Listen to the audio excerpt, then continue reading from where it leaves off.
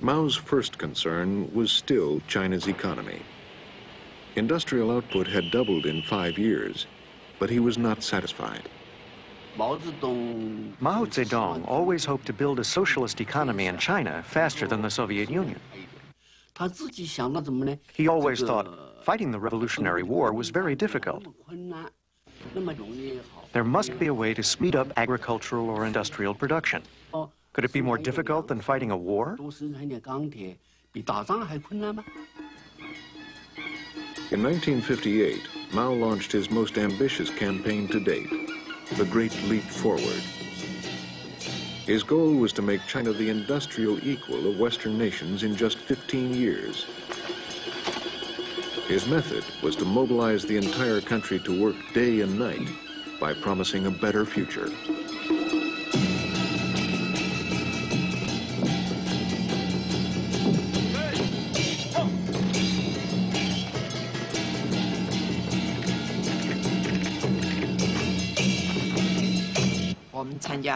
We built reservoirs, planted cotton, cultivated trees, and things like that. When we worked, we had a slogan. Catch the stars and moon. We had to work when the stars and moon were out. We had breakfast very early and came home very late. So we worked all day long. We were so enthusiastic. To make work exciting, flags flew high in the fields and loudspeakers squealed. People shouted slogans one after another. Mao decided to visit some villages to see what was going on. I went with him. Once we came to a village and saw a banner with these words on it. People's communes are good. He read the words, people's communes are good. A reporter happened to be next to Mao and took down his words. The next day, the words appeared in the newspapers. That's how people's communes started.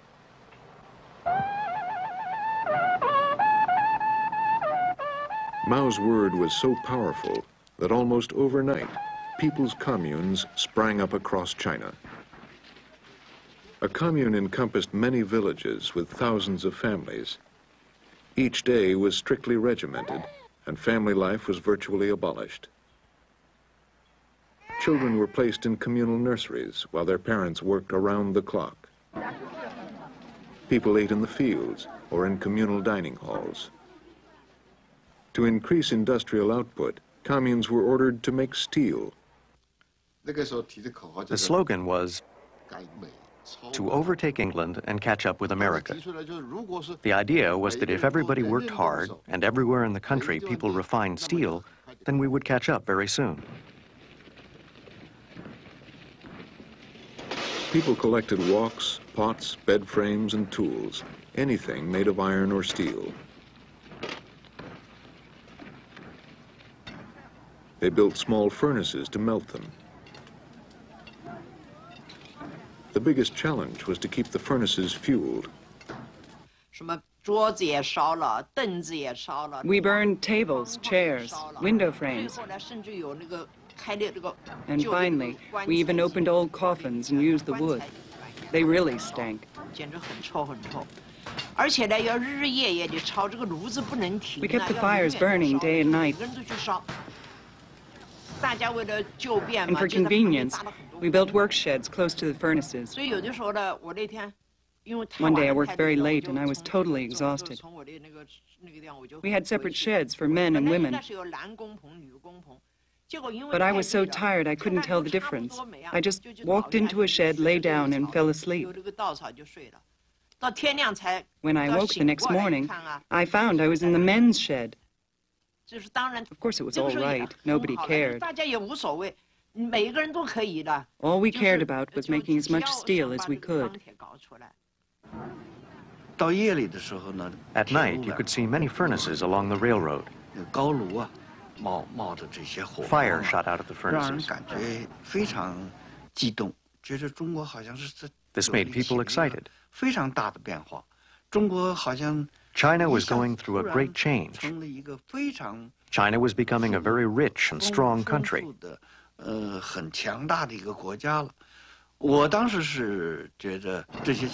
All this seemed to have happened overnight. Mao was very pleased. But the steel people made was useless. We used it to make pots of all sizes. But when people heated them, they cracked and leaked. If only we had the equipment to make good steel, but we didn't. We only had people. Our methods were very primitive. Of course we didn't make good steel.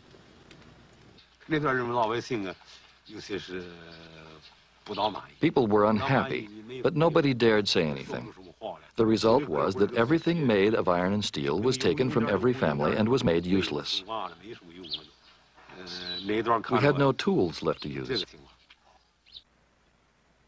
While the government called on everyone to make steel, they also wanted to increase farm output. How could we increase the grain harvest? People said that if you did close planting and used more fertilizer, you would definitely increase output. People got carried away. They were hot-headed. From Mao Zedong and the Central Party Committee down to leaders at all levels, everyone was full of enthusiasm. During the Great Leap Forward, we believed miracles could happen. There was a saying, "The corn will grow higher the more you desire." Communes and schools reported their wonderful news to the party. If one commune said they could turn out 150 tons an acre, another one would say their target was 180 tons. Each commune or school would promise a higher amount until the last school gave their highest figure. Our school set the target of 470 tons an acre. We dug a hole, something like a swimming pool. We thought if we put all the fertilizer in it, we would achieve our target. Then we poured the seeds in, which built up into a layer about this thick. There was a photograph in the People's Daily that showed the wheat in a field supporting the weight of children. Some leaders of the Central Party Committee were so happy that they put this photo on their desks at work. Most people believed it. We were surprised to see that photo and wondered how it could be possible. But because we were city people, we couldn't be sure it was a fake. When I went with Mao to the villages, I really did see so much grain in the fields, so much rice.